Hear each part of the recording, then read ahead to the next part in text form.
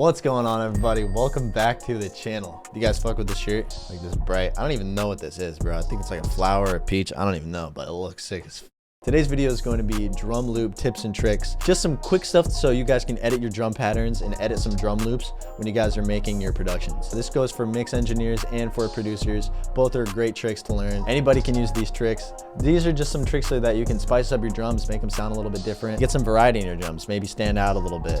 You don't want to just be a producer or a mixing engineer whose drums just sound lame, kind of basic. These tricks will help you guys out. So yeah, these are my drum loop hacks. First hack I'm gonna get into is the reverb and filter. This is one of the greatest tricks that you guys can do when mixing or editing your drums. Just adds a little bit of different flavor, and you can also put this in different sections of a song. Let's say you want your chorus or your bridge to sound a little bit different from your chorus or your intro.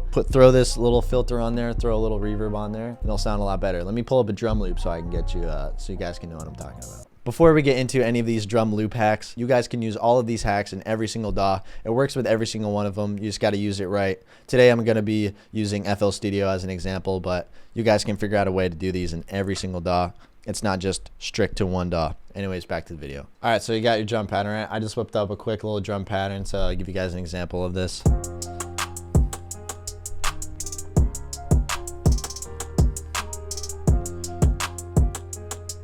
All right, so you take your little drum pattern. What you're gonna go do is you're gonna go into here, consolidate the track for the time selection, take your clip, we're gonna load it into a mixer. I'll just throw it into the first one. For the reverb and filter, literally all you're gonna do is you're gonna go load up your filter. I like to turn it down maybe a little bit. And then go to your reverb. Get the reverb to how you want it to sound, and then turn your reverb down, making sure that it's not too much reverb. You don't want to drown out your drums or anything. So now what you can do is you can go into here, and then you can automate both of these. Do whatever you want from there. Automation is great. You can really do whatever you want with automation. So yeah, go in and automate these, and now you have something that sounds like this.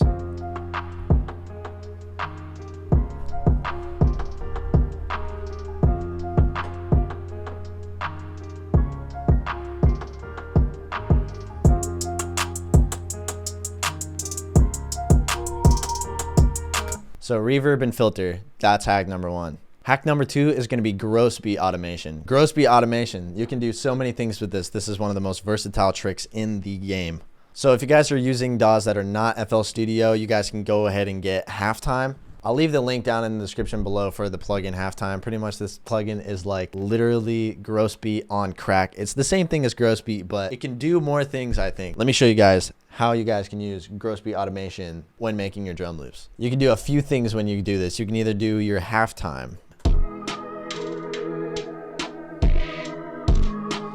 Fire. So yeah, take your gross beat, and you can either do halftime, you can do any preset that you want. What I really like to do is I like to go into the stutter section, and I like to find any random stutter, like stutter 2 is really cool. Woohoo! Go in there, pick any preset that you really want, and then you want to go here, create some automation, and then now you can have the beat rolling and only have it at the end of a certain beat. So for instance, this would be how I'd go about doing it.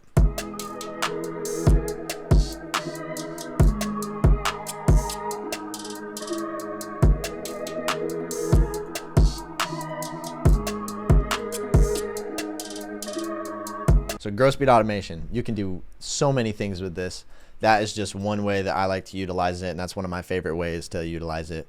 All right, next hack that I want to talk about is going to be stretching and half timing, slowing down your drums, speeding them up, doing whatever you guys got to do. I'll use the same example for this beat. So what you guys can do is go to your stretch. There's ways to do this in other DAWs too, but go up here, make sure that your stretch is on. So take it and then just double the length. This could be like in your introduction. You can combine these hacks too, so you can even put reverb automation on this at the beginning of your tracks.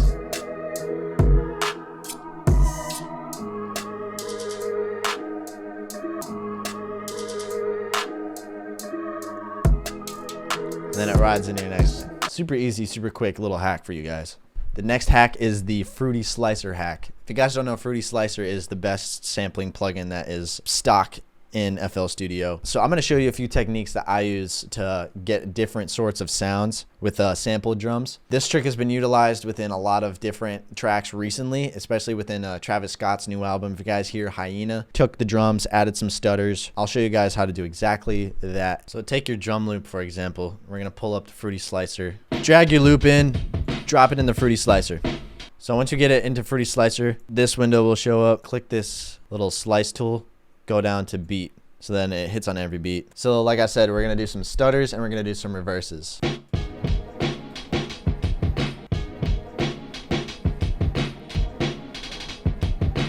Mess around, get creative. This is where you can really have any creative freedom. So I'll take one of these, click on it, and then hit this reverse button right here. What this will do is just reverse it. Woo! When you guys are utilizing samples, you want to get as creative as possible.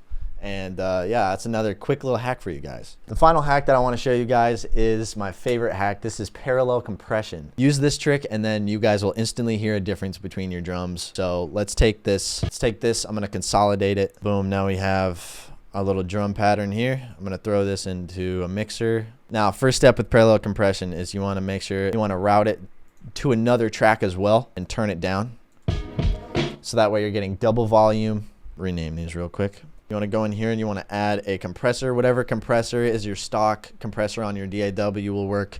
Any compressor will work. So for the purposes of this video, I'm going to just use the Fruity compressor. Compression is crazy. I can go over mixing elements in different videos. If you guys want to see me going over mixing elements in different videos like compression and dynamics and stuff like that, leave a comment down below. I'll go film a video for you guys. This is what the compressor does. What we want to do is we want to make sure that it gets really crunchy and it just gets really squashed, so that we can bring that up. So you want this track to be like super crunchy and super squashed. What the attack does is the attack controls the punch.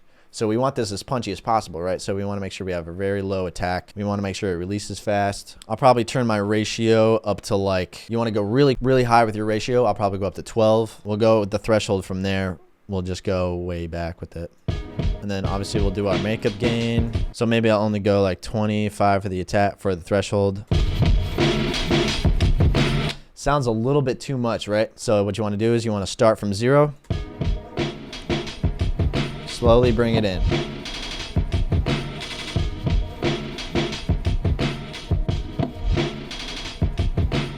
And now you've just added a bunch of grittiness and a bunch of different textures within your drum pattern. And this is super awesome because you pretty much have a wet dry knob. You can take some of it out, you can put some of it back in, make your sound a little bit more unique, and so it's not sounding basic and dry. I'll show you the before and after real quick. This is before. And then this is the after.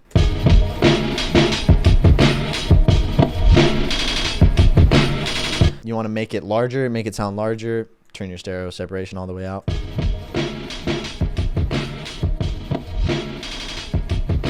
Add some reverb if you want. And now you got some drums that kind of sound like some Travis Scott Hyena drums. So yeah, those are a few hacks that you guys can use in your next beats and in your next mixes for your drum loops. So yeah, with that being said, I hope you guys enjoyed the video. Make sure to go like, comment, subscribe, do all you got to do. My Instagram is linked down below, and yeah, make sure to go follow me on there. With that being said, that's going to do it for today's video. And yeah, I'll see you guys in the next one.